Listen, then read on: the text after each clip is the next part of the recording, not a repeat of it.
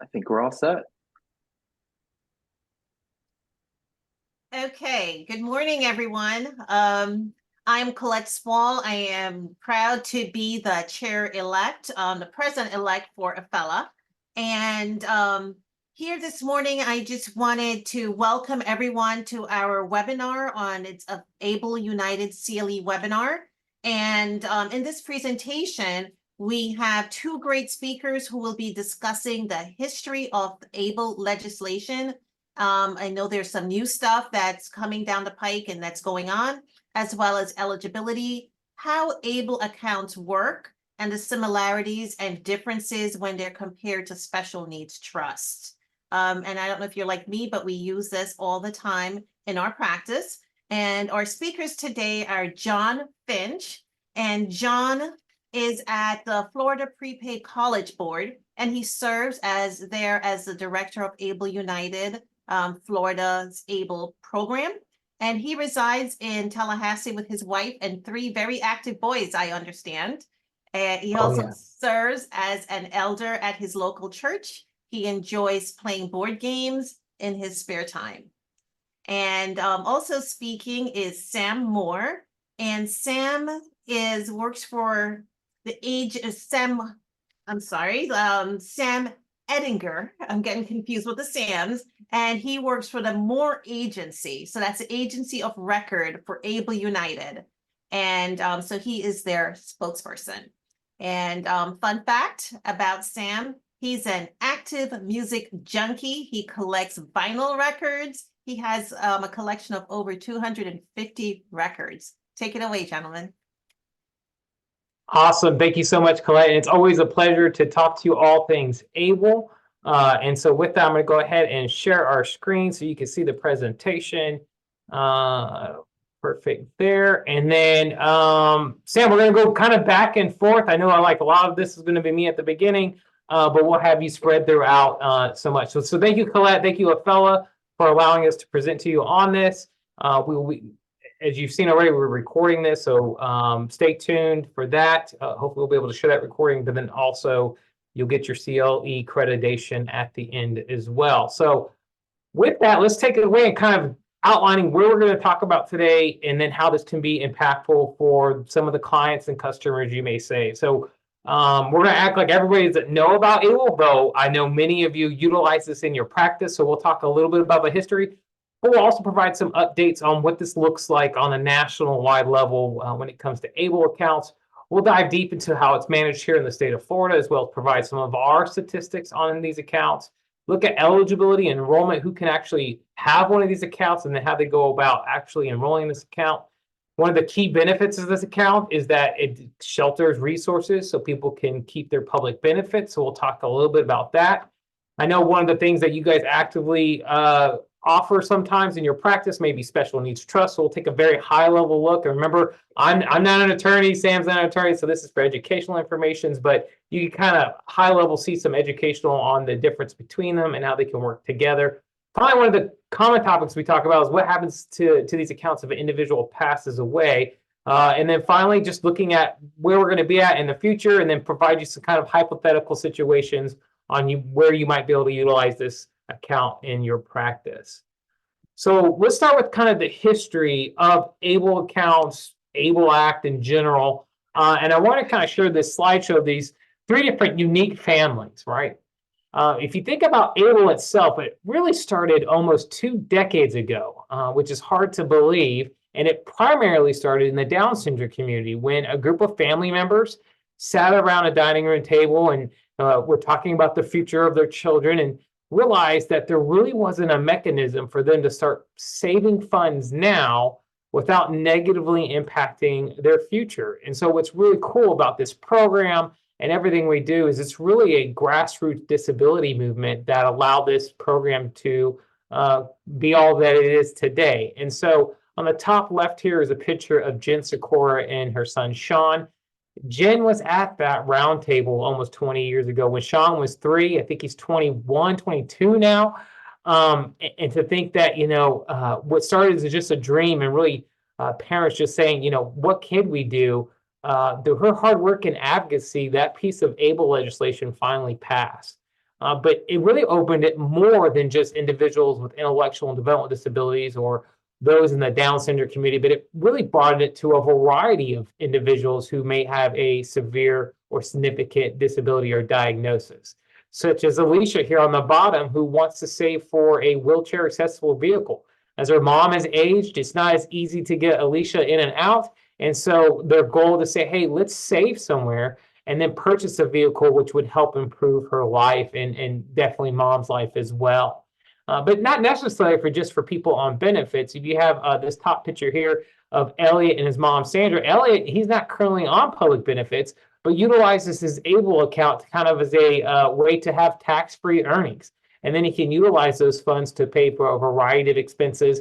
Mom can send him money through his ABLE account as well. And I know the last time I spoke to him, he was using some of his funds to help pay for some of his DJing costs that he does on his, as a side business. So really allowing him some of that tax-free earnings and growth and to help him improve his independence. And so what is ABLE? ABLE is an acronym. If you've been in the disability field at all, you know we love our acronyms. I think every group has their acronyms. ABLE is the same way. ABLE is an acronym for Achieving a Better Life Experience. And it was brought to us by a piece of legislation, actually the Stephen Beck Jr. Achieving a Better Life Experience Act. Stephen Beck was one of those family members at the table and unfortunately passed away shortly after the legislation was introduced. So it's named after his honor. But what this piece of legislation did was actually create a new section to the Internal Revenue Code. So this is a tax advantage account. If you think of like a 401k, a Roth IRA, anything where there's taxes are involved or a way to shelter from taxes. So the Treasury provides oversight to this program. And that happened in 2014 when President Obama signed the piece of legislation. And so that it passed federally, each state had to now pass its own state legislation and determine how it was going to be set up in their state. And what it did was it allowed states to create these tax advantage state savings and investment accounts. And what's also unique about the Internal Revenue Code, you notice it's Section 529A. Section 529 is the piece of tax code that deals with Florida or college savings accounts. So if you think of a 529 college savings account, as well as 529 prepaid accounts, those kind of higher educational accounts, they kind of mimic them, and you're using after-tax dollars for a very specific reason. ABLE's the same way, except you're using it for a broad range of expenses, specifically for individuals with disabilities, to really encourage and help support their health, independence, and quality of life. So at the end of the day, if you really think of what an ABLE account is, it's just really a financial tool in somebody's financial tool belt. So it could be, it's kind of similar to a checking savings account, a 529 college plan we mentioned too, a special needs trust, Roth IRA, kind of unique in all these situations, kind of rolled into one unique package. And as I mentioned, each state had to pass their own legislation. Florida passed its own, but to date, there has been 46 states and District of Columbia that now offer ABLE programs. As you can see, on this map here, there's only 4 states currently that do not have ABLE programs. That's Idaho, the Dakotas, North and South, and then Wisconsin. I believe Wisconsin has legislation moving forward to hopefully launch this, because it does take some funding initially to get set up. How you're going to run it in your state is all important. And also what's unique about this map too, and this is something you'll see when we talk about eligibility, is when this program first launched, the language was very restrictive that an individual could only enroll in their state's ABLE program. However, advocates pushed back saying, well, some states may not have language ready. It would disenfranchise some individuals that maybe their state was never going to pass legislation. And so roughly a year or so after the legislation passed, they allowed to expand this to allow states to set up to be their state only for national-wide enrollment, to partner with certain states. And so on this map, you see the gold states are representative states that are only open to their residents, primarily residents at the time of application, while some states are open for nationwide. So just depending on that. So what's unique in Florida is not only do you get access to the Florida ABLE program, you also have access to 20 plus other ABLE programs across the country. And so with that, what are the differences? So if you have a client customer, you're dealing with a family that may not reside in Florida, what's going to be the primary differences between these programs? And so I kind of put a snapshot here of where we are on a national ABLE scale here. And this information is provided to us through the National Association of State Treasurers. So that is a board that is comprised of many states' treasurers. If they have a treasurer, it could include some unclaimed property groups. It also includes many of the college savings plan programs across the country, as well as ABLE programs. And recently, just last year, they launched the ABLE Savings Plan Network that's under the NAST. I'm very fortunate to serve as a treasurer on that board. But basically, we're constantly meeting with all the other ABLE programs. I was actually on a call this morning with the group and looking at how ABLE is impacting nationally and ways we can keep moving that needle to get more accounts and more individuals just educated and aware of this program. And so looking nationwide, there's over, this is through the end of last year, over 160,000 accounts have been established with a little over $1.74 billion of assets under managed. And as we talk about, one of those key things and the ability to provide an account that's going to provide some financial security, but also just a possibility that wasn't even allowed just a handful of years ago. People couldn't have money in their name. Have now collectively saved over close to $2 billion. That's pretty amazing. These programs continue to grow at a significant pace. And so not as fast as we want to. I think nationwide, there's close to 10 to 12 billion or 12 million people that are eligible for an ABLE account. So there's still a lot of groundwork to do.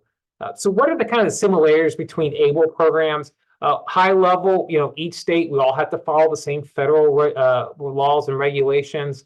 The final regulations for ABLE came out in 2022. So that exists and it provides guidance for us states. We all had to pass our own legislation to enact and determine how an ABLE program was going to be run in our state. Primarily, whoever's manning the college savings plan for that state is also managing their ABLE program. Now, there's some exceptions. I think there's a couple of states where their disability type organization, whether that be here in the state of Florida, we have the Agency for Persons with Disabilities. Some may have a Health and Human Services type of state agency that's actually managing this account. And then predominantly, we're all online. I think Maine is the only one that might be an exception there, as theirs is through a bank. But you typically are going to go online to enroll in your state's ABLE program. The difference is it's going to be your fee structure. Some have a monthly or annual maintenance fee. They might, have check fees. It's also going to depend if they're going to be open for nationwide enrollment, just their state only. The investment lineup is going to vary. Predominantly, you see a lot of groups in different states using Vanguard type passive options, but there are some states that have more aggressive options and more pick it. You get to pick your own investment lineup. I put this one here: plan manager, program administrator. So all those states are running these. They're using some type of back-end system that's actually keeping the records. That can also manage people's customer service. And so those are going to change. Some of the big players you'll hear us talk about, maybe Vestwell. That's who we utilize, as well as about 15 other states. And then the other big player in this area is a group called Census.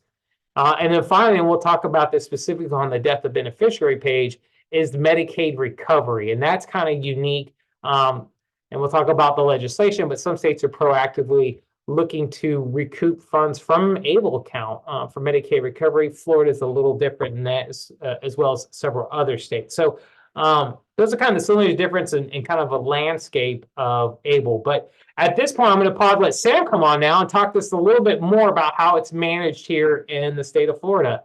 Sam. Sounds great. Awesome. Yeah, so let's shift to talk about specifically the program management for the state of Florida. So in July of 2015, the state of Florida created Florida ABLE, and that we are a registered not-for-profit and direct support organization of the Florida Prepaid College Board to administer the ABLE United program. Now, our mission is to encourage and assist the saving of private funds to help persons with disabilities cover costs that support their health, independence, and quality of life. Now, some of you may be familiar with Florida Prepaid, which provides, an affordable means for families to save for their children's future college education. The first Florida prepaid college plans were sold in 1988, and since then, the organization has helped more than 1 million families save. They manage over $12 billion in investments. So, Able United is a direct support organization of the Florida Prepaid College Board. So we work very similarly with how it is set up and managed. Now, we wanted to add this in here too, to really just talk about high level the current status of our program through March of 2024. We just are shy of 13,000 total enrollments for our accounts. Number of non-closed accounts are just a little over 11,000. Really wanted to highlight here is the average age of the beneficiary is 35.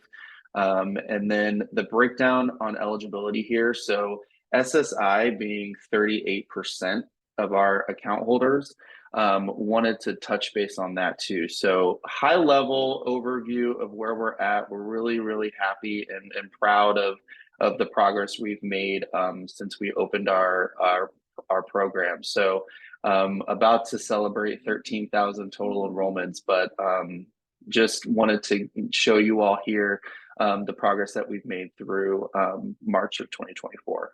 Yeah, and we're actually, depending on the market, it's getting close to that 100 million in assets under management, which is really awesome. Just think of the buying power that has for this community. So I'm excited there. But keep talking about eligibility now, Sam.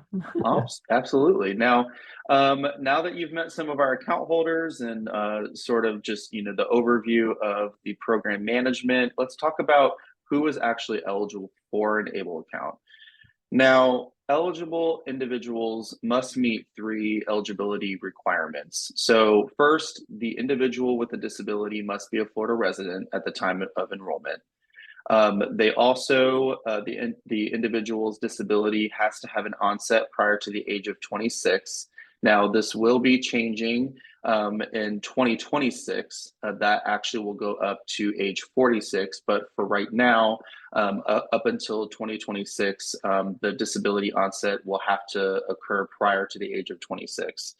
And then third, the individual must be receiving SSI or SSDI and have a disability that is marked as severe.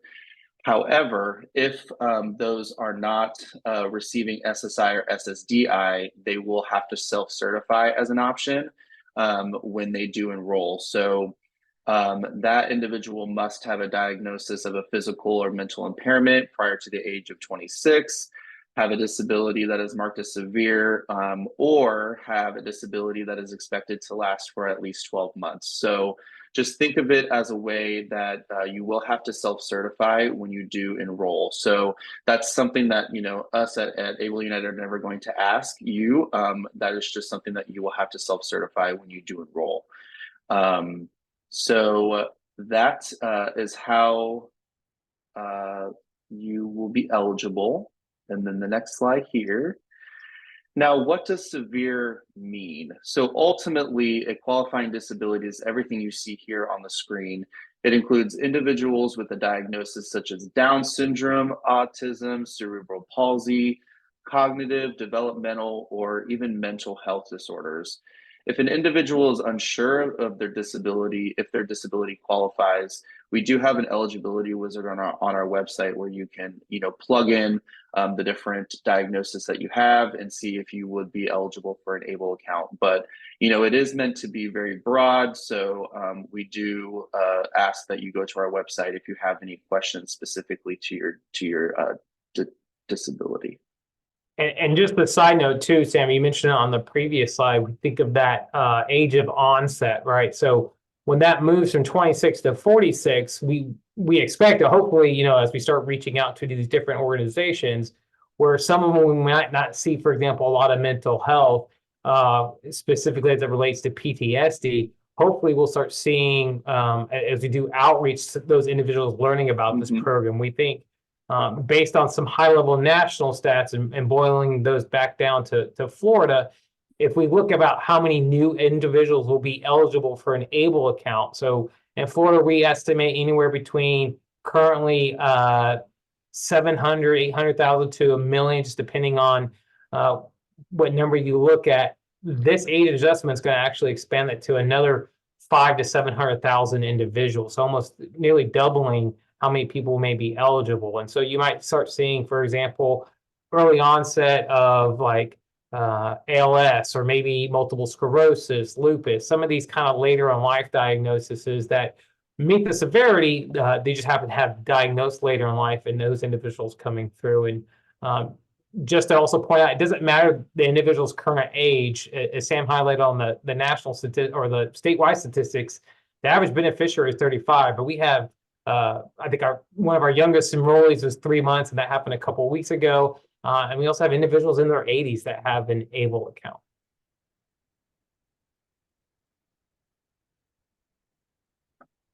I think this is you. So now this is me now. We're talking about ownership. All right. So that's who actually is eligible for an account. It's important to know that the individual with the disability or has that severe diagnosis actually owns the ABLE account. These are their funds in the account. It's going to be titled in such a way that we know that they have that they're only the owner of the account, but they're also the beneficiary of the account. However, we know not everybody can manage their own account. Maybe they choose not to, and they have a good friend or a family member that may be better suited to do that. Maybe they lack capacity and need to have somebody else be the authorized signatory on the account. So we call that individual who's managing the account the authorized legal representative.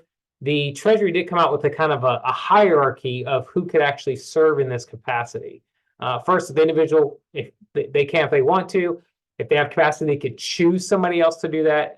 If they don't, they can have a legal guardian, power of attorney, parent, spouse, sibling, grandparent, and those are family relationships, not necessarily only for a minor. So keep that in mind. And then representative payee, specifically as it relates to Social Security Administration. And that can be an individual or organization. So just keep that in mind, and we'll talk more a little bit about what that looks like if people are dumping either leftover Social Security funds into an ABLE account and they have a rep payee, or if it's an organization saying, hey, we're direct depositing SSA funds into an ABLE account, which is allowable. There's just some additional rules, and we'll talk about that in the public benefits section. But what was nice is that when this program first launched, it was very limited. It was legal guardian, power of attorney, a parent of a minor, and then the individual himself, and that was it. And so most of the states banded together. We wrote the Treasury and said, hey, no, when it comes to the populations that we're serving, there's a variety of individuals that could be assisting that individual, not just a legal guardian, power of attorney, or a family member or a parent.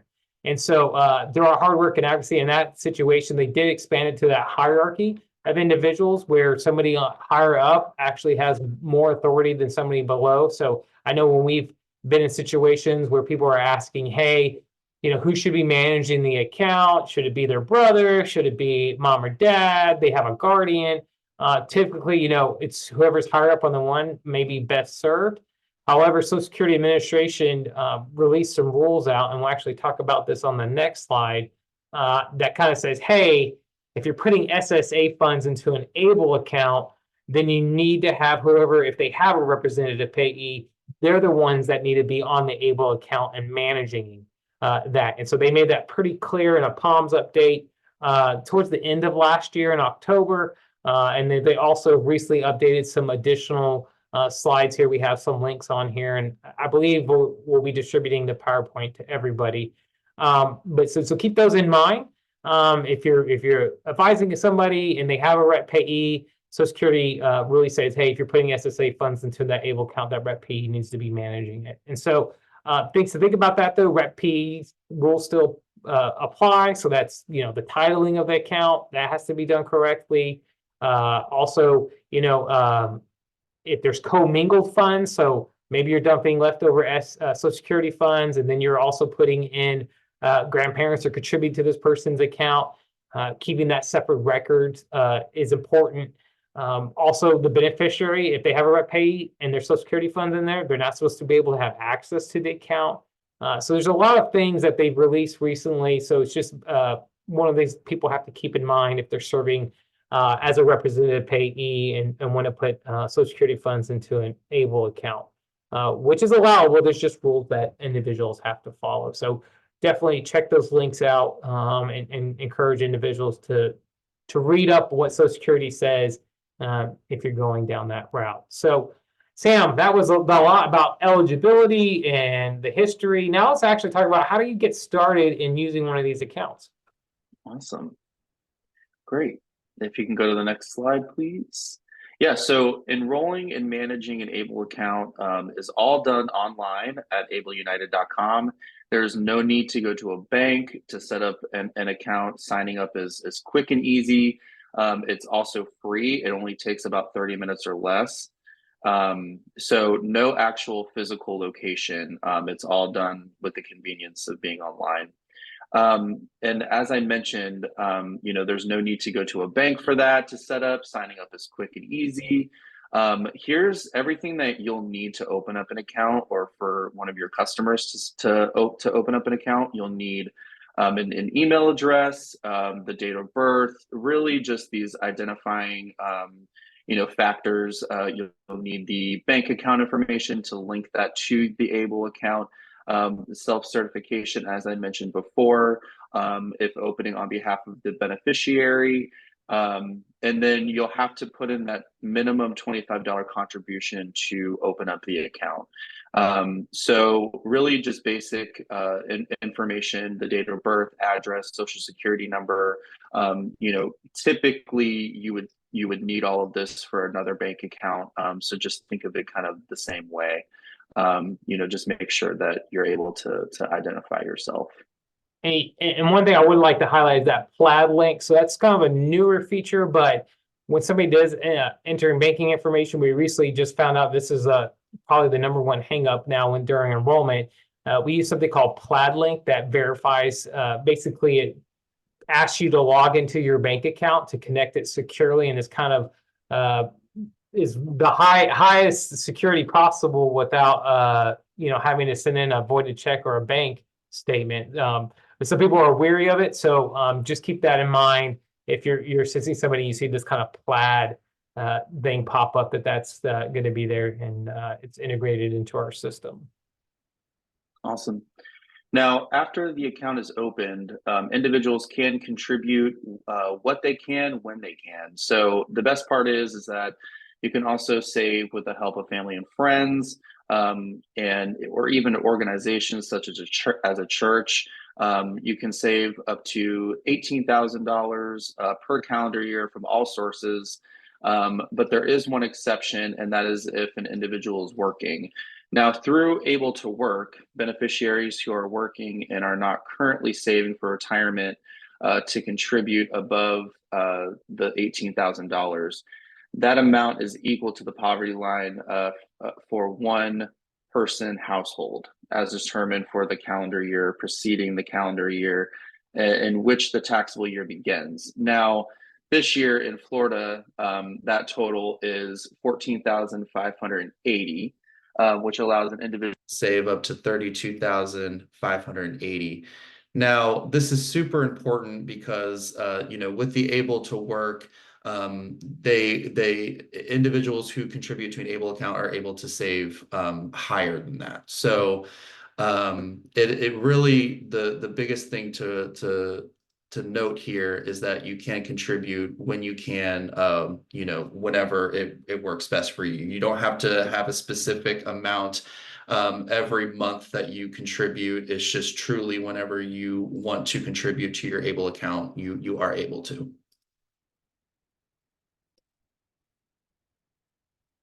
And as I mentioned, it is easy to save with the help of friends and family, especially now that we have our gifting page.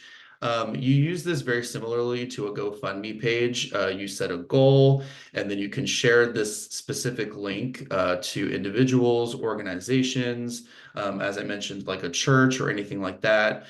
So you can get, funds directly deposited into the ABLE account rather than physical presence.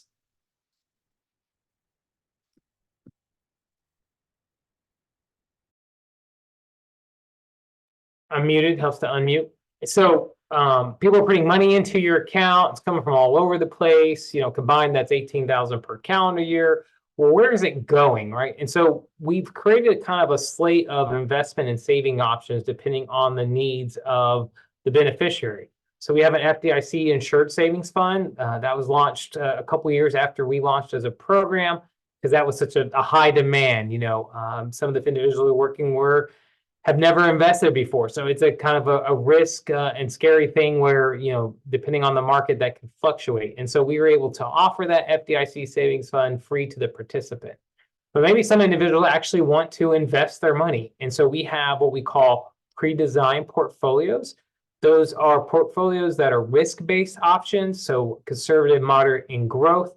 Basically, the more risky you are, the more it's going to be invested into a stock mutual fund type option. We call it the US stock option. That's by Vanguard. But individuals can pick and choose one of those, or maybe they want to make a customized investment solution. Maybe they want to have part of their money going to savings, part of the money going to the portfolio options, or maybe they want to even put a little bit more in some of the individual funds. And so those individual funds make up our pre-designed portfolio options, but they also can be utilized as an investment or savings tool. So we have a money market fund. It's brought to us through Florida Prime, which is kind of like the state of Florida's money market account. So many state agencies, over, I think, 800 cities and municipalities across the state of Florida utilize this low income trust pool fund to keep the money safe and it grow. We also, as I mentioned, we have the FDIC savings fund option. So that's gets the FDIC insurance up to $250,000. But we also have a US bond, US stock fund option. Those are managed by Vanguard. And these are very broad-based, what we call institutional share type mutual fund products. So you're getting a really amazing option to a fund with pretty low fees. And then finally, we have an international stock option that's through BlackRock. And so things I just want to remind individual, money coming in to this account, you can always, an individual can always select where they want that money to go. Now, money that's already saved in the program, those can only be moved around to different funds twice per calendar year. So just thinking of, you know, how you're utilizing the account, there may come a point in time where maybe you want to get out of the market because, hey, I have an upcoming expense. I want to make sure the money's there. So you can do that. It's just twice per calendar year. But once again, all new money coming in, you get to pick and choose where it goes. Okay, so money's in there. It's growing. Individuals have been saving. Now there comes to a point where they want to utilize the fund. The great thing is after the account's set up and everything is cleared, usually takes 5 to 10 business days to be up and running in good order. Individuals can start actually taking money out of the account. And so there's 3 ways individuals can get money out of their Able United account. One is they can do it through a connected bank account. Remember, as we talked about when you were enrolling, we're going to ask for that banking information to deposit $25. After the account is established, you can actually go and add additional banking or savings accounts. They just have to either be tied back to the beneficiary or the owner of the account, or whoever's managing it on their behalf. So there's been some situations where you might see a parent who has a child's checking account on there, but then they also have their account on there so they could fund it with their money. And then at a point in time, maybe they want to give that money to that child in their checking account, and they can distribute it via ACH out of the Able account to that connected bank account.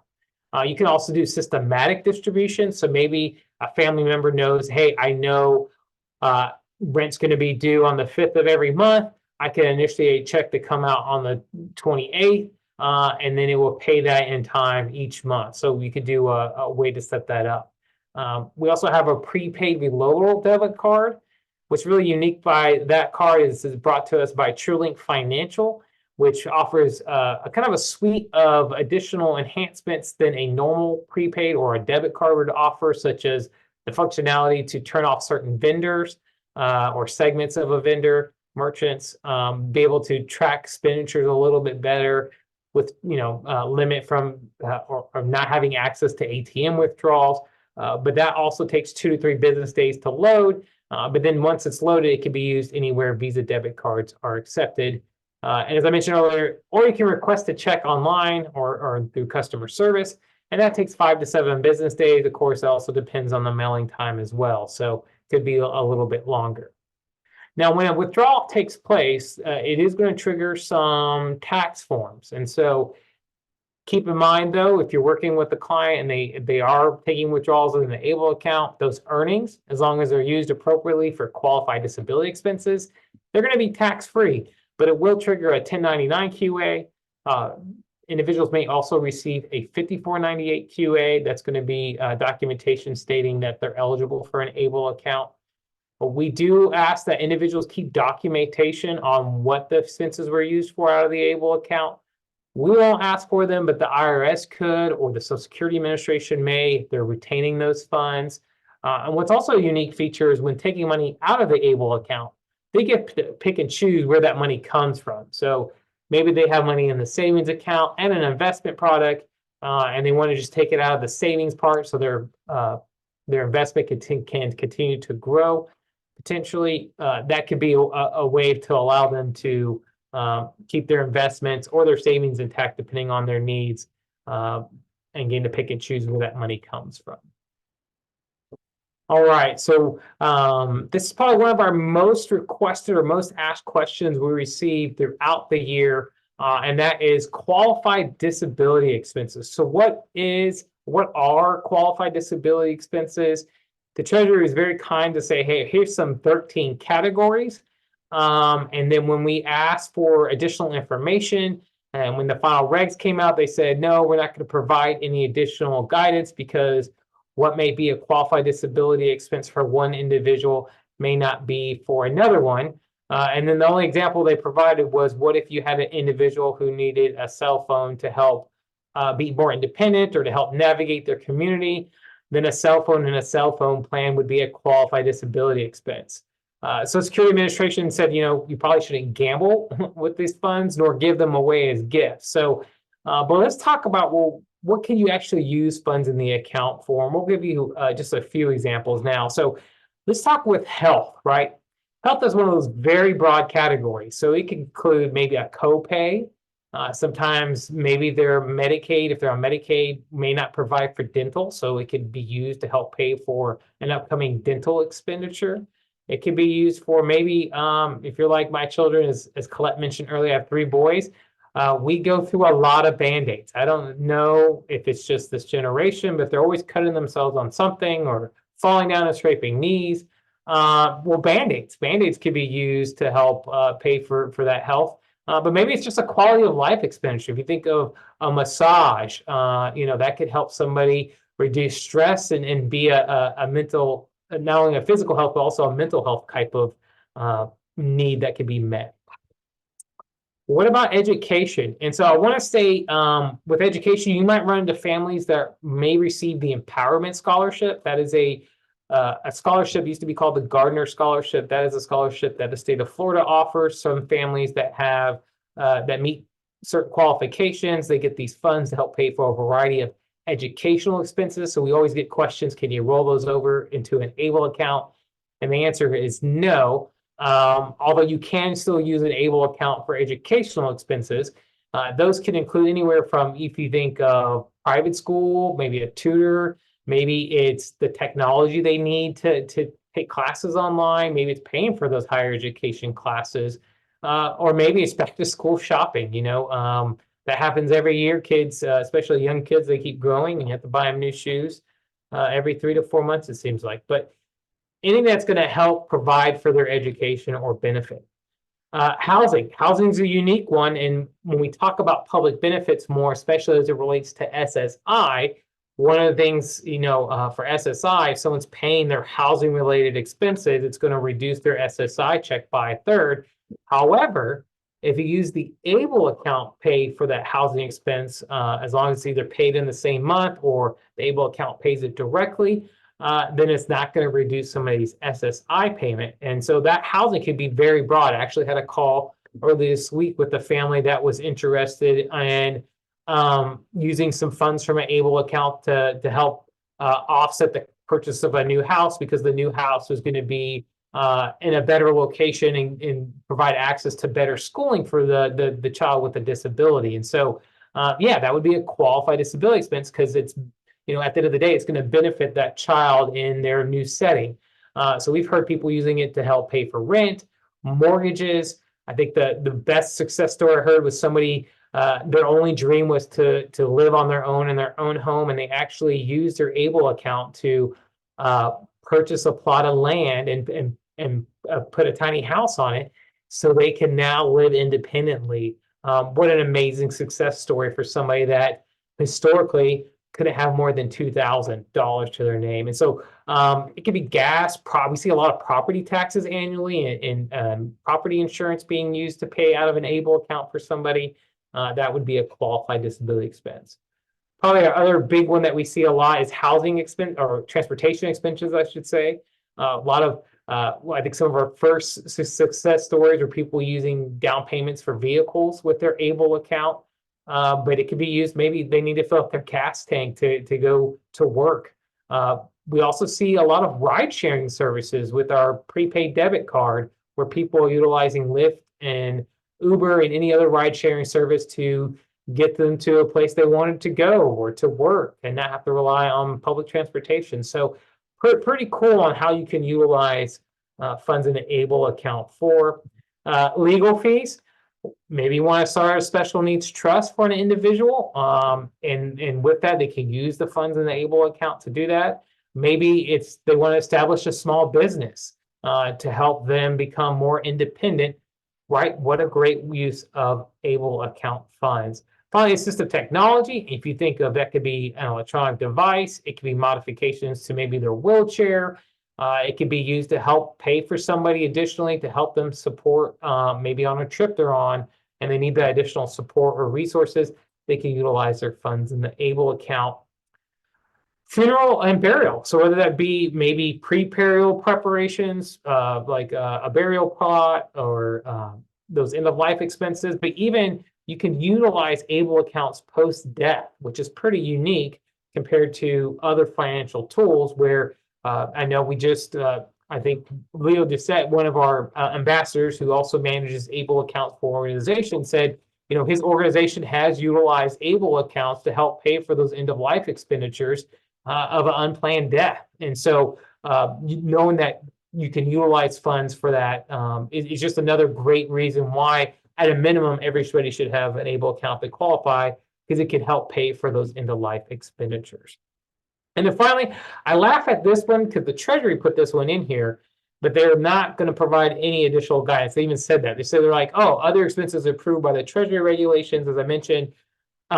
They gave some very broad, basic knowledge, like it's to be construed broadly, but it doesn't mean limitless. So, as long as it relates to that individual and helps improve or maintain their health, independence, or quality of life, then it's a qualified disability expense. As I mentioned, if something happened and an individual had no expenses for the year, there would be a 10% penalty on the earnings portion, plus whatever their income tax level is. So even that, it's pretty minimal. So, as long as people aren't using this for gambling or giving the funds away, then the most likely they can justify it as a qualified disability expense.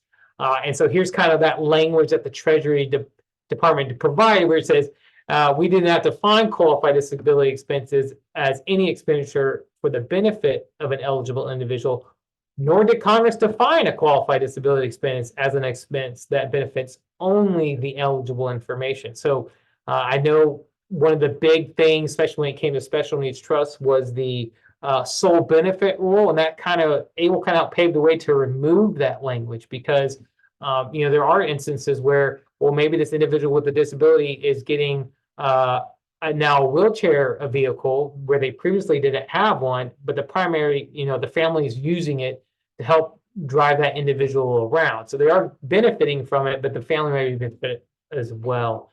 And so there's that language on it's supposed to be construed broadly, but not unlimited on what a defined qualified expense is. And so definitely encourage, for those that like to get in the weeds, which I know attorneys, sometimes you like to look at the law, that federal registration, you can go and read all about the final regs. I think I've read them way too many times. So, but with that, Sam, bring out here quickly so I can drink some water, basically. But tell us a little bit, it sounds too good to be true. We hear this a lot. What are the fees associated with an ABLE account? So that is a great question. We get this question a lot, and the answer is that it is free to open up an account. There is no application fee, there's no account maintenance fee. All you have to do is put in that minimum contribution of $25 to get started, and then you essentially just let your money make money for you.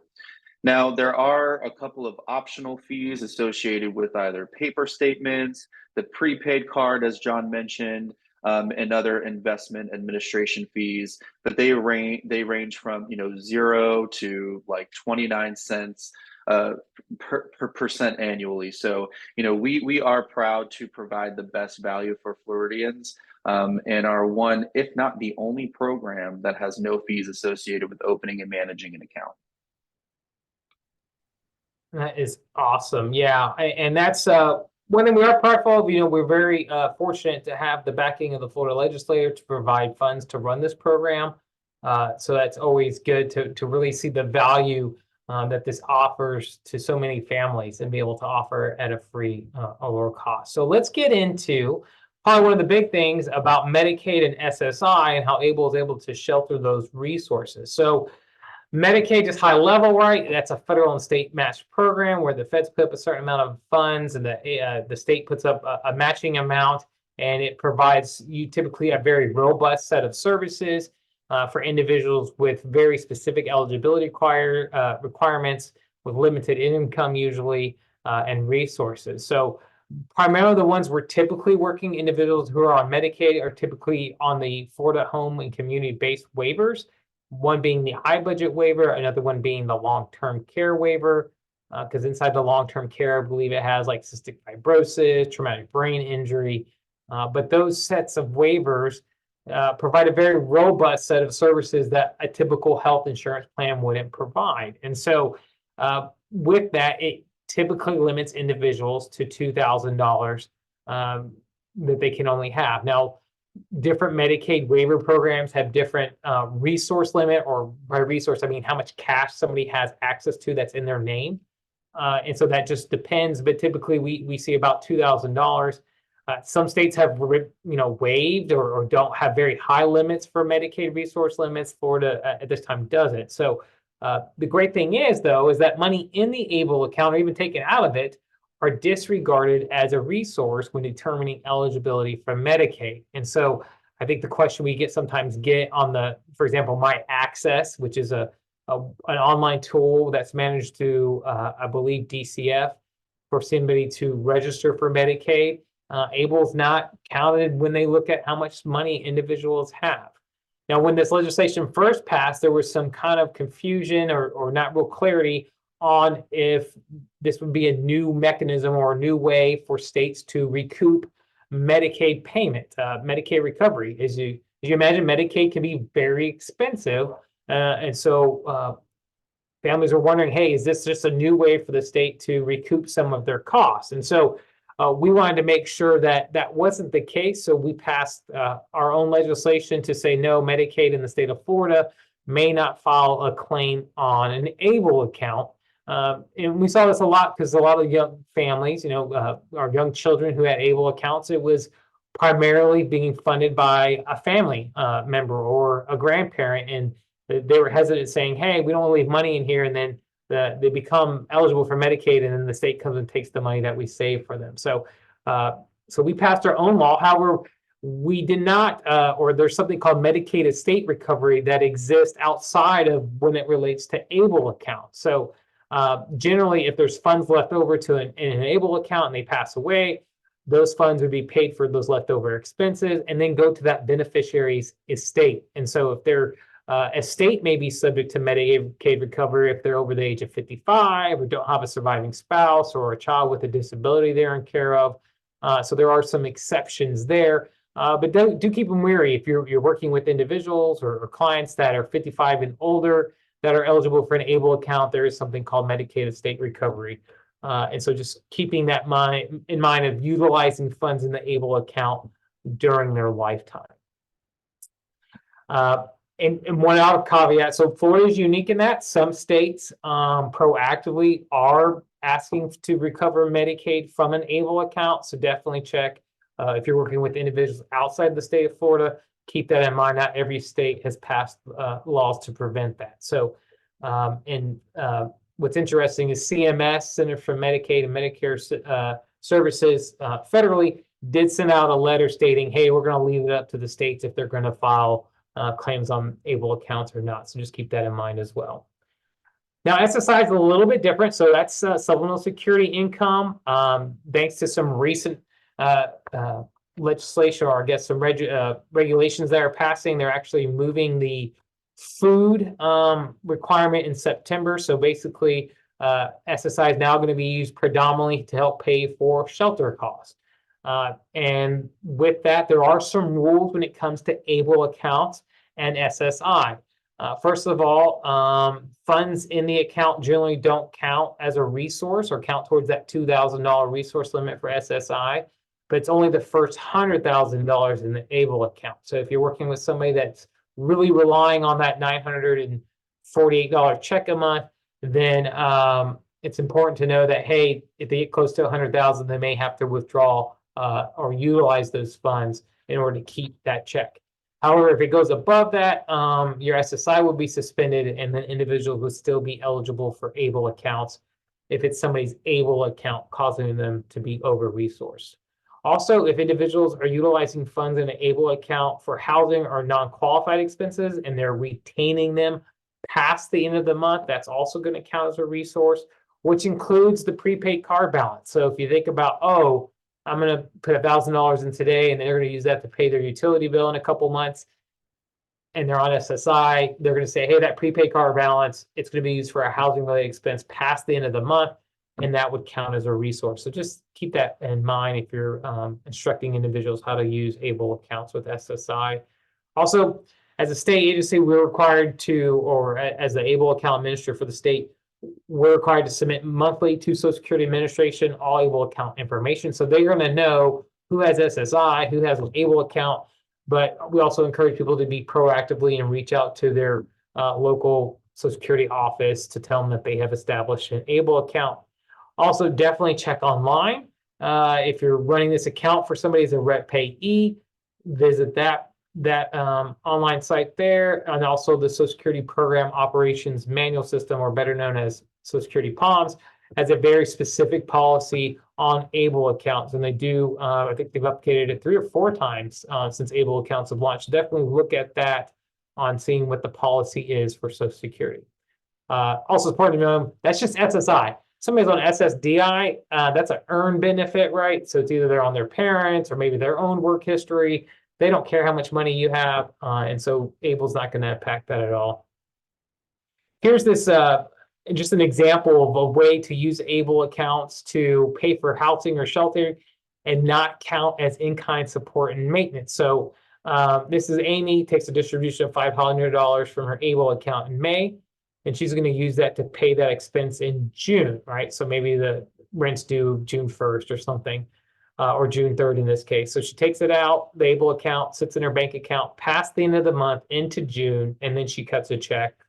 Well, guess what? SSI is going to say, hey, that is a resource for housing at the beginning of the month, and so we're going to count that as a resource for the month of June. So how do you avoid that happening is have the ABLE account pay it directly. And what's great is if you have the ABLE account pay it directly instead of a family member paying for their housing, then it's going to reduce or completely avoid the in-kind support and maintenance reduction. So SSI, I believe it's typically $948 or so a month. Oh, it gets cut by a third automatically if a family member is paying for their housing. However, if they deposit money in their ABLE account pays their fair share. And the family then deposits that money back in their ABLE account, so kind of it's a loop. It's a great way to get their full SSI check without having their SSI reduced. So, and making sure it's still legit in the system. This is just another quick example of ABLE accounts and how they're used. If a beneficiary has over $100,000 in the ABLE account, things to consider. If it's over $100,000, it's going to count towards that $2,000 limit. It can suspend somebody's Medicaid if it's the ABLE account, or suspend somebody's SSI if it's their ABLE account that's causing them to be over-resourced. However, if it's a bank account, for example, this is Paul. He has $1,500 in his bank account and $2,500 or $1,500, $101,000 in his bank account and $1,500 in his $101 in his ABLE account and $1,500 in his bank account, which is $2,500. But since it's his ABLE's account causing him to be over $2,000, he'll just have his SSI suspended. That's a little tricky though. You would have to monitor more, right? Because the markets are up, it could be way over 100,000. The market's down, it could be a low. So we always encourage individuals, hey, utilize the funds in the ABLE account because it is called an Achieving Better Life Experience account, not a asset building, leave it to your estate account. So you really want to utilize the funds while they're alive. But what about other federally means tested programs? So remember, SSI, Medicaid are the big ones, but there's also ones for food or TANF, temporary assets for needy families. All of these say, hey, if it's a federally means tested program, you're not supposed to count ABLE assets. This slide talks about the letter, and if you wanted this letter, under our website, ableunited.com, there is a professionals tab in the top under our resources that will give you the actual letter if you want that on the letter they sent to the state saying, hey, it's up to the state if they're going to do Medicaid recovery or not. Also, letters will be on there about SNAP or the food and nutrition service that some individuals take advantage of. They're not going to look at money in an ABLE account. Also, for HUD housing, Section 8 housing, anything that's some type of housing related, and they look at your resources, that's going to count. And then finally, even FAFSA. So I remember early on in my, as we launched ABLE, one of the questions we got early was, hey, the parents had an ABLE account. Do we need to count that resource for my child's FAFSA application? And they made it clear that no, ABLE should be excluded when seeking any federally means tested program like financial aid too. So they do have that language in there as well. We're going to transition a little bit, talk about special needs trust. So once again, I'm not an attorney. I want to thank Travis Fincham. I think many of you know him, but he kind of put together this chart to kind of high level kind of look at and compare the various different special needs trusts. It's important to know ABLE accounts are not special needs trusts. We get that. We get terminology of saying, hey, you're an ABLE trust. And I'm like, I'm not a trust account. I don't have trust language. I'm under a completely different section of the Internal Revenue Code. So we're our own thing. But they share a lot of similarities in that who can establish it is different. How much money can go into the account is going to be different if there's Medicaid payback or not. So just some of these high level ones. Hey, can the beneficiary establish this ABLE account? Yes. And as we talk about self-settled trusts, they can as well. But when it comes to a third-party special needs trust, so somebody else's money, no, that has to be done by a third party. ABLE accounts are going to be limited to how much money you can put in per calendar year. Medicaid payback death, I like how Travis put maybe, which is a true statement, right? Because if it goes to their estate may be subject to Medicaid recovery. When you update a slide because food's going away, but yeah, you can use this to pay for housing and food and those resources without impacting SSI. There's no taxes on it, while various trusts have a variety of tax rules and laws to them. Exempt from creditors' claim, which is a big one, low fees. And so those are just some of the differences you're going to be see between the different kinds of trusts, right? So first party trust, we have self-settled trust, that first party special needs trust. And I kind of find out special needs trusts are very unique. They do have to be set up as such. You can have a D4A, which is somebody under the age of 65, where they receive money that was unplanned. So maybe inheritance wasn't planned. Maybe they got a personal injury award. Maybe the $1 billion money Powerball a few months back or whatever. they could shelter that money as long as they're under age 65 and still qualify for those public benefit programs. There's also qualified income trusts if people want to earn more and still get their Medicaid. And there's also pooled special needs trusts where individuals can pool funds together that are kind of like-minded to helpfully reduce costs. And then those are usually administered by a nonprofit. But with any first-party special needs trust, there is mandatory payback. Third parties are a little bit different, right? Because when you think of third party, this is somebody else's money. So somebody else has set this up, has managed it. It's being funded by somebody else's money. So a lot of times we hear of people using life insurance policies to fund this account. You may have, relatives who, when they pass, they want to leave an inheritance to somebody. They can do that, and it has to be set up during their life, or it can even happen.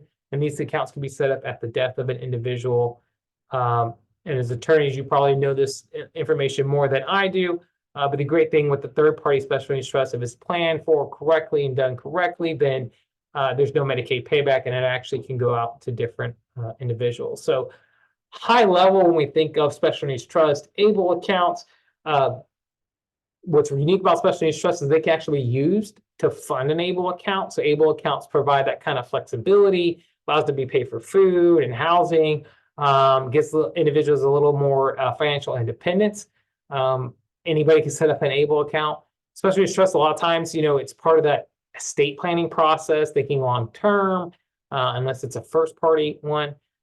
Also, trust can hold a variety of items outside of just cash. It could hold life insurance policies, homes, other assets to be utilized to help that beneficiary. ABLE accounts, when we go to enroll, it's done online. It's free, takes 30 minutes. While, as you are familiar with special needs trusts, have to be set up by an attorney, and there's rules and regulations, and there's trustees involved to oversee see the management of it. Keep that in mind. And they can be costly just depending on how much, how rigorous they are, how involved it is. ABLE accounts are free, but we are limited only to 18,000 per calendar year. So that's something to keep in mind when receiving funds and funding an ABLE account. And then some attorneys recommend having a provision to allow trustees to transfer funds over to an ABLE account. So keep that in mind. And then ABLE accounts, once again, protected against creditors. So that was a lot. I'm going to take another sip here. Sam, you doing good? Sam's doing good. Thumbs up. All right. And this is probably, this used to be number one. I say it's number one, number two, still death of beneficiary, because individuals do care. Hey, okay, what am I supposed to do? Organizations serving as the ALR or the authorized signatory on the account have questions like, what am I supposed to do as an agency? I think especially as an agency, historically, a lot of them were setting up pooled special needs trust. And once that beneficiary died, their hands were kind of tied and they're removed from that situation. ABLE's a little bit different. So first we'll talk about the Medicaid recovery. I think we've already talked about this, but this is the very specific Florida statute that we passed that says, hey, except as required by federal law, the state Medicaid program may not file a claim for Medicaid recovery of funds in an ABLE account. So unless the feds come in and claim, which they could, we don't have to worry about that here in the state of Florida. And then here's those final regulations. So one of the final regulations, when it came out, there was a question on, do we add a successor designated beneficiary to this account? So, and the final regs kind of said this is like, hey, we know the difficulties when an individual passes, how this impacts the family, the friends, caregivers, all those involved with that life. So how do we handle this ABLE account now that they passed? And so one of the things they did was first allow distributions still to be allowed to help pay for those outstanding qualified expenses. But then also we are allowed to have designate a successor designated beneficiary during their lifetime. So they could say, hey, they pass away. There's a, just like you have on a retirement account or a bank account, I have a successor. If I pass, it goes off to my next of kin. So they did allow for that. They said typically it does have to be a sibling, and so there's not any tax consequences. Florida also took that route too, where it does have to be a sibling that also qualifies for ABLE to be listed as assessor designated. But one important, regardless of who is designated as a successor, the ABLE account is subject to any federal estate taxes imposed by Chapter 11, as well as to the payment of any outstanding qualified disability expenses. So as we mentioned, funeral and burial. And then finally, if there's any Medicaid state recovery claims on that account. So remember, Florida's not going to claim it, but if you're working with somebody that's getting Medicaid in a different state, maybe they reside out of the state of Florida, that state's Medicaid may file a claim on it before it can go to that successor designated beneficiary. And so once again, we have this little final regulations in here talking about Medicaid repayment from other states, right? Typically what we do, and you're going to see this on the next couple of slides, we don't do anything. Once we're notified that a beneficiary has passed, we put a hold to prevent any contributions into the account. We still allow whoever's managed it to make distributions, but there will come a point in time where they have to appoint either some type of legal representative or some kind of documentation saying, hey, they have an estate, please send the proceeds of that to that estate. So once again, keep that in mind. I just want to read this last line. I think it's pretty important. This is after expiration of the applicable statute of limitations for filing Medicaid claims against the designated beneficiary state, a qualified program may distribute the balance of the ABLE account to the successor designated beneficiary or the deceased designated beneficiary's estate. So we wrote saying, well, what is that statutory limitation? Is it different for all states? And I believe we submit, hey, is 90 days fair enough? Is it 1 year? And to my knowledge, they never responded to that letter. So I know in Florida, it's a year. I've heard of other states being longer. So just things to keep in mind if they're on Medicaid in another state. So what is our practice? How does this look like practically in an ABLE United system? So typically, individual sets up this account. If they pass, whoever's managing the account, if they have an authorized legal representative, they can continue to withdraw to pay for those outstanding expenses. If there's still funds left over, then we have to get notification from the executor or the personal representative of that beneficiary's estate. Then we will do whatever we're told. You could roll this over to a sibling who's qualified if that's the case, but once again, you know, it's subject to any estate taxes and Medicaid claims from a state. So what happens if they don't have an ALR, which we see quite a bit, right? Where an individual passes, maybe they were self-administrating in their account, then we would just hold onto the account until an estate is open or until we're notified of what the next steps are. You know, I think there's been quite a few, unfortunately, deaths in our family. There's only been 1 or 2 that have been brought to my attention just because of the complexity of it, and what we'll handle those off. But that's kind of the process we have in place. All right. So that was a lot, Sam. We've talked all about the program, the history, but where are we going, right? Like, what does the future of ABLE United specifically look like for Florida and Florida residents? You know, we already talked about the Age Adjustment Act. That's going to be huge, exciting, where that's going to go.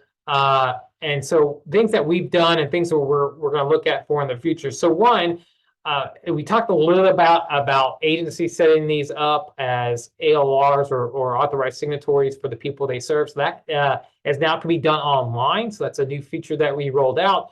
We usually do request individuals to contact myself or our team to help them with that process. We do have paper forms still if individuals want to do that, but it does allow organizations to set up. And I've even come to find out there's ways where we can do bulk loads. So you might have, there's one organization in particular, I think they have like 100+ individuals they want to enroll. We actually have a template now where we can just put stuff in an Excel and have it mass loaded. So that's kind of a really cool feature that we offer. But talking about the system itself, so we didn't mention Vestwell too much, but that is the back-end system we're using. It's a company called Vestwell, and they're actually developing a mobile application for us to hopefully be ready by the summer. And that's going to allow individuals, Android, Apple users, to have an app where they can go on, log the account, log onto that app, check balances, request funds, etc. We're also going to bring back the ability to enroll in this program without adding a bank account, because I mean, we see that's a place where people are getting stuck, because some organizations, some individuals, maybe they just want to fund the check via check, or maybe they have family members who are like, hey, I just want to send in a check. I don't want to give you my check account information. You can do that. And then additionally, we'll have some enhanced features from that Plaid vendor we talked about. They right now currently utilize that to verify bank information. They're eventually going to be using to verify identity. So hopefully it will cut down on some people filling those random questions that we asked during the enrollment process about, banks you may be associated or addresses you lived with prior. Also, legislation that we're following, as you probably follow state and federal legislation as well, things that may impact you. So something that was introduced recently was an ability called the ABLE Match, where basically it's a tool to help match funds going into an ABLE account. First time it's been introduced, a lot of hurdles. Senator Casey sponsoring that. As we mentioned, the able to work legislation, the ability to roll over college savings accounts into these ABLE accounts. That was part of the Tax and Cuts and Jobs Act that passed, had a lot of retirement. You might have heard of Secure 2.0. Part of that bills and legislation was wrapped up, included these ABLE provisions. So we're actively seeking that, because that's supposed to be repealed in the next couple of years. And then also always are paying attention to the Social Security Administration as they come out with new POMS manuals. And then frequently asked questions. I think we talked about ABLE Age Adjustment Act. That's happening in 2026. Really going to open up the doors for a variety of individuals that maybe you currently serve and were never eligible for an ABLE account, may now be eligible for an ABLE account. So, as you're aware of those organizations or you have those individuals, please let us know. We would love to put them on a kind of a pending wait list so we can notify these individuals when that goes live. Just some high-level frequently asked questions, and I do want to do some role playing with Sam here. Can you take the ABLE United account with you if you move out of the state? Yes, you have to be a resident at the time you apply, but always check that state's ABLE program, as they might have unique tax benefits. For example, Pennsylvania, if you're in their program and you're a Pennsylvania resident, you can actually get a tax credit for contributing to somebody's ABLE account. Now, it's state tax, not federal tax. We talked a little bit about Vestwell. They're our plan manager on the back end, the platform that we utilize to provide ABLE accounts. Do you have to file taxes on an ABLE account? Not necessarily. You will get tax documentations as long as those funds are used for qualified disability expenses, or you can prove to the IRS. If audited, then no, generally you don't typically have to file taxes on an ABLE account. All right, Sam, you want to do some role playing here? Do you want me to read the question and you answer, or do you want to read the question and I answer? I can read the question. All right. So for this one, we have a 35-year-old female with spina bifida who receives a small one-time inheritance or personal injury award and is currently receiving Medicaid funding. Now, what happens? Right. Yeah. So, we've heard of the spin down situation that may have to take effect depending on the amount. You could put it into an ABLE account, that may count as income towards them. So they may have to set up a trust just depending on the amount, and then roll it over or put the max amount into an ABLE account each year. So really, it's a unique situation. And as an attorney would say, it just depends, right? The situation. How about the next one? Now, how about a 51-year-old male with Down syndrome who lives in Florida and has a Florida guardian, but has siblings and family across the country that want to help pay housing expenses? So this is a good one. I like this one because it's relevant, right? Florida, we're the third most populous state, I think, in the country. We got a lot of people moving down from all over the place down to Florida. Why not? We have the best beaches. So with that in mind, you might have people that are involved. You might have individual disability coming down, families moving them down. They're going to retire here. They're bringing their older child that has a disability with them, but they have siblings that want to help out. How does that work? And so who's supposed to manage the account, right? And that just depends, right? So you get the guardian, could be the one to establish the account, and then that person could say, hey, family members, here is their account number and a gifting page or their online gifting platform. And you could put money in it, and we can use that money to offset their housing expenses without worrying about jeopardizing their SSI. You know, and if you think about if they're on SSI, that's potentially extra $3,400 a year in their pocket if they're using their ABLE account to pay for that instead of having family members pay those housing expenses directly. So really cool flexibility with that. So how about this next one here? Next one is a 22-year-old recently diagnosed with schizophrenia and bipolar disorder, and they were started receiving SSI. SSA determined individual is incapable of managing their SSI payment. Representative payee could establish this account on their behalf. Right. Yeah. So this is kind of newer, right? So if we think about when the final regs came out, they kind of established a hierarchy for ABLE accounts on who can manage this, right? Guardian being at the top, while representative payee was already, you know, on the bottom. Basically, it was like, hey, if there's nobody else involved, they can manage it. However, the new POMs and some direction from Social Security says, hey, if the rep payee is putting money into that ABLE account, leftover Social Security money, so then they need to be the ones to manage that account, right? So there's very clear rules from Social Security on conserving funds, Social Security funds, when it relates to doing that as a rep payee on behalf of a beneficiary. Excuse me. So it's important to keep in mind, hey, maybe I should have my rep payee manage this account because we are putting it as a tool to store extra SSA funds, or in this case, SSI funds. Even though they may have a guardian or a very involved family member. So just, it's one of the things you have to keep in mind as it comes to SSI and making sure that you're following those rep payee rules if that's applicable. All right, how about this one? This next one's a good one. So mom receives full custody of an 8-year-old with autism spectrum disorder, but the court ruled that dad must pay monthly child support services. Right. So this is kind of interesting, right? Because you could, I've heard of at least, I believe, one where in the state of Florida where you can direct child support into an ABLE account. It's not, the cleanest is a little more difficult. But we got these calls early on where mom's like, hey, can we just deposit this child support to an ABLE account so then I can not count that as income? And they can get SSI or Medicaid or whatever the case may be. So yeah, you could put up to whatever the 18,000 is per calendar limit in there. I think that 1333 is no longer an accurate number. But things to note though is that an ABLE account doesn't shelter earned or unearned income. I think there's some ruling about when it comes to SSI, where if there's a very specific count where the child support payments go into, it can shelter it as income. However, ABLE accounts can't shelter that as an income. So although it may be feasible, but it's not a way to shelter that as unearned income. So just keeping that in mind when it relates to an ABLE account. All right, how about this last one here, Sam? And this is the last one. So mom and dad have a child with a severe intellectual disability, but they split custody between them. Dad resides in Pennsylvania and mom resides in Florida. They would like to open an ABLE account for their child. Now, which ABLE program is best suited for the family?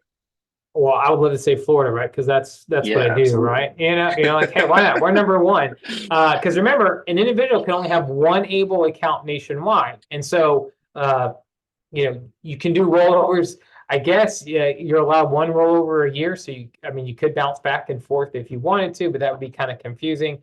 As I mentioned, we may be free, but for example, the state of Pennsylvania, they have very unique state income tax incentives for contributing to a PA ABLE account. So that might be in the best interest to say, hey, let's keep it in Pennsylvania. Maybe there are fees tied to that, but then it would allow some state income tax reductions. So always encourage individuals in a situation like this, see what each plan offers, see what the other plans offer, see if there may be some state tax incentives for you to join that account. Once again, Florida is limited only to a resident at the time they apply.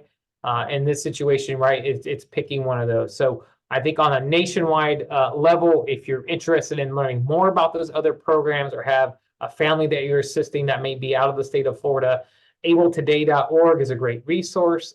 As I mentioned, that Able Today is kind of a marketing part of the Able Savings Planning Network. So it's a collaboration of all the different ABLE programs across the state. And Able Today kind of provides just some very broad information about all the ABLE programs that you can go and look and see what may be best for your family. So, Sam, let's talk about how to reach us, right? I mean, we've been on this webinar for almost an hour and a half. So how can individuals find out more about us?